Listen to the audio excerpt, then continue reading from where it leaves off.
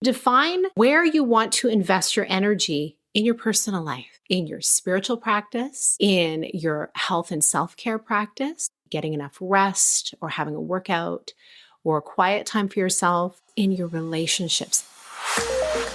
Hello, and welcome to the Connect podcast. This show is all about helping you connect to your soul's calling so you can take action on it.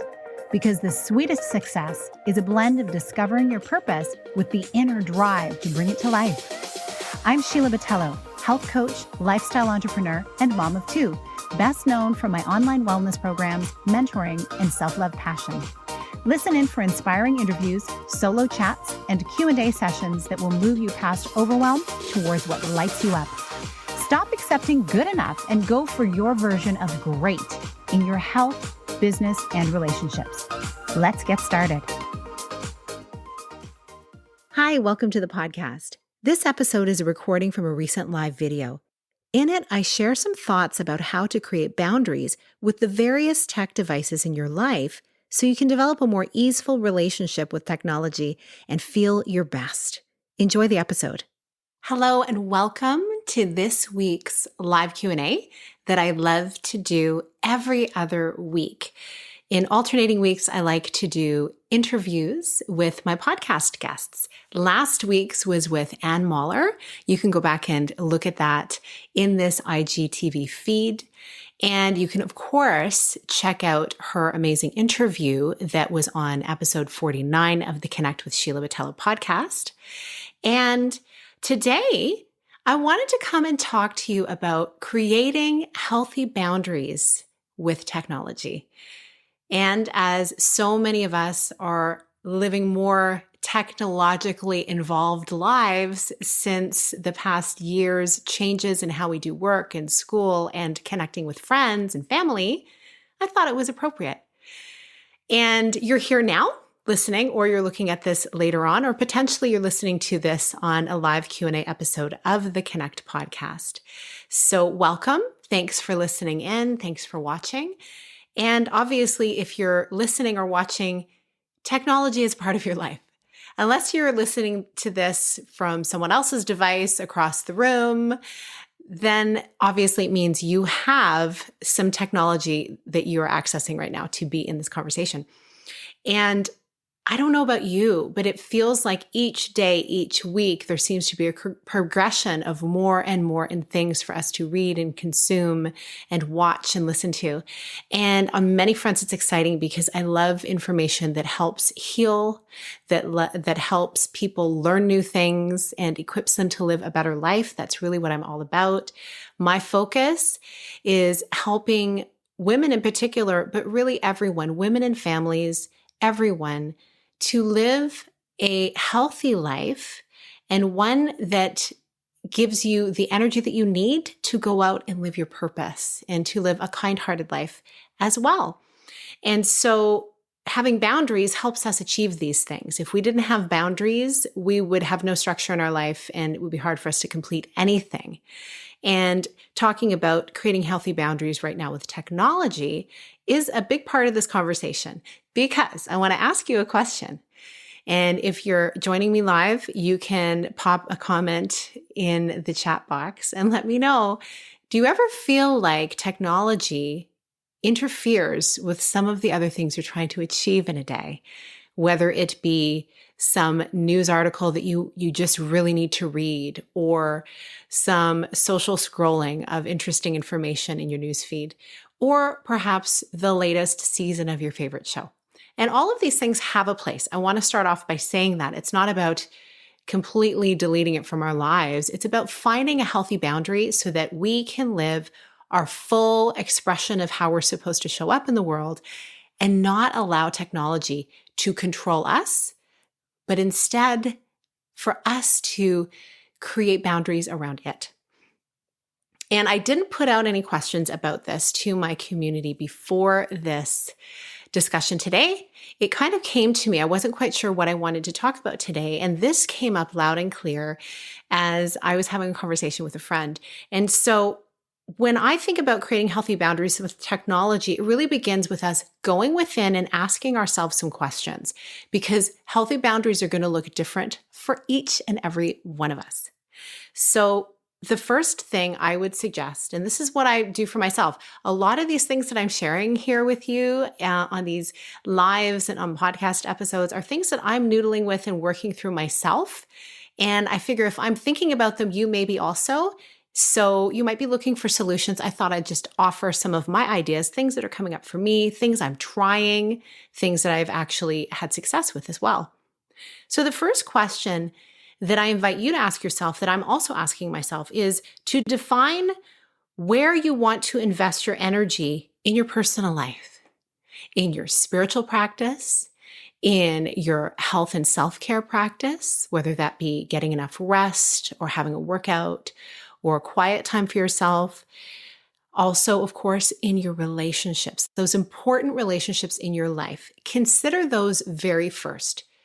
All of these interpersonal, private, personal life relationships are the things that you need to think about first so that you can use that as a foundation on which to build the other elements of your life. And so perhaps you want to be considering,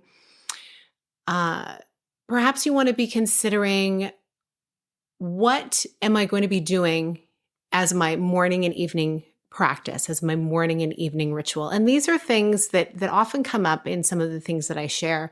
For myself, I do love to have an evening ritual of journaling. And in my case, it's a prayer journal. And I love to think about the events of the day, how I felt about the events of the day, celebrating the successes, finding gratitude there, and also even copying down some of the things that maybe weren't working so well. And I can think about those and work through them at that time. But often I leave that to another time, probably the next day. I like to sleep on things as I'm making decisions. And it helps me to really release into a beautiful night's sleep. Often I will do this right after dinner or as I'm getting everything ready for the next day. And then I go and spend time with my husband after my kids have gone to bed. And I find it's very cathartic to have that time for myself. I feel like I've really processed the day. And then I can just ease into a relaxing evening and then bed. And another thing to define, for instance, in terms of your relationships, you can say, during what hours of the day do you want to invest in your relationships, in a good friendship, maybe getting together on the phone or on Zoom with somebody, or a socially distanced walk right now, whatever the case, getting that on your calendar, prioritizing that. Also, prioritizing time with your kids and finding out, well, what did they learn that day? What did they enjoy about the day? What are they struggling with? What do they need to talk through? And of course, your partner, your loved ones. These are things that are very, very important for you to think about, a time that you've earmarked for that day. So these are the things for the first one, defining where to invest your personal time. Do that first. And then next, define where you want to invest your energy in your business or career and schedule it. Now, for many people, that is decided for you. It is, hey, we work 9 to 5, or we work 10 to 6, or we work 12 to 12, depending on what kind of work you're doing. And so sometimes that might have to come first, and then you can plan in around it your personal time. But if you have the ability to at all, start with your personal life. Of course, you're going to have your daytime framework factored in as you're doing this.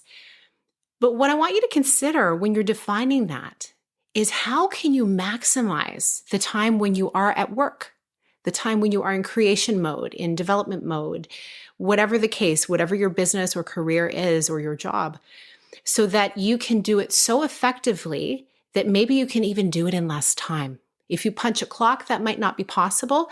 However, wouldn't it be great that within whatever time frame you are working, you're getting maximum productivity from yourself, and you're also taking care and nurturing your mental health during the process by creating enough breaks in there, some movement breaks, things like that. And if you're not getting paid by the clock or by the hour, if you're getting paid by the project, or if you have a certain number of things to accomplish in a day, and if you happen to finish early, then you're done. Then if you can prioritize that and you can create a shorter day for yourself, it allows you to have more time to invest in other things. So those are some things to think about in terms of your career. And then the third thing is to define what entertainment means to you. What is your preferred method of entertainment? Is it an amazing book? Is it a Netflix special, some kind of streaming service? Is it sports? Is it social media? Is it gaming? What is it? And then from the remaining time, you can look at your calendar and say, these are the days I'm determining or hours that I'm determining to spend checking social media, connecting with people there in that way, or relaxing into a film.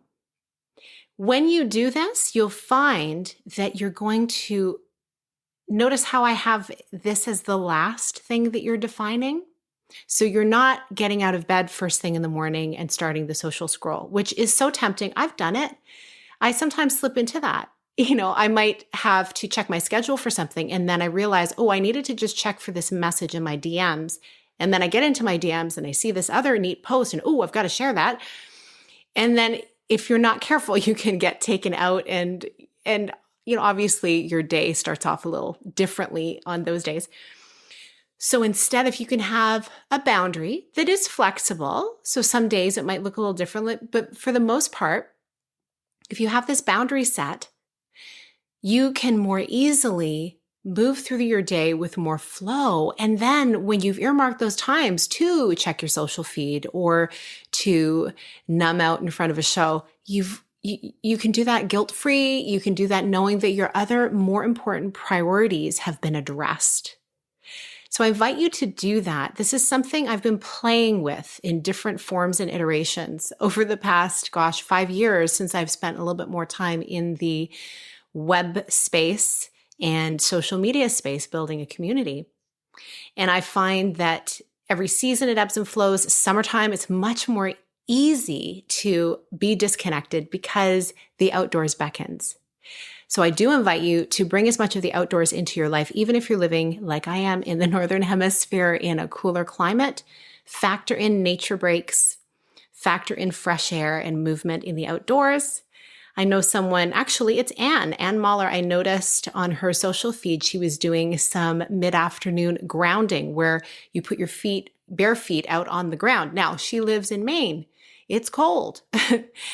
But she put a towel down on top of the snow, and it just allows her to kind of take this time to connect to the earth. And that is a very beautiful way to allow us to also shed some of the tech vibes and the Wi-Fi and all that from our systems as well. It's really to get out in nature, hug some trees, breathe in the beautiful natural air and ground like that. And that's something that is, anybody can do that. Easier in the summer on the beach, much more comfortable, but very, very helpful nonetheless. So as I leave you today, I just want to give you the encouragement that you can be the master of your destiny in terms of each day and how it's shaped. If you're intentional about the things that are important to you, there are a lot of things that are out of our control. And yes, particularly if you're in a job that has you within a certain time frame you're working. However, when you know that the rest of your life is living within a framework, a boundary, a loving boundary for you and those you care about, it helps you to enjoy all of the other elements of your day. So I invite you to do that. I'd love to know how it works for you. What are some of your practices? If you're watching this after the fact, please put a note in the comments and let me know. Send me a DM. I would love to hear what some of your favorite practices are to create healthy boundaries with technology. And I will see you next week with our podcast guest as well. I hope you have a lovely day. Thank you so much for tuning in. And I look forward to connecting with you again next week. What stood out to you as you listened today? If you found it helpful, please share this episode and tag me at Sheila A. Botello on Instagram. It may be just the message someone needs to hear today.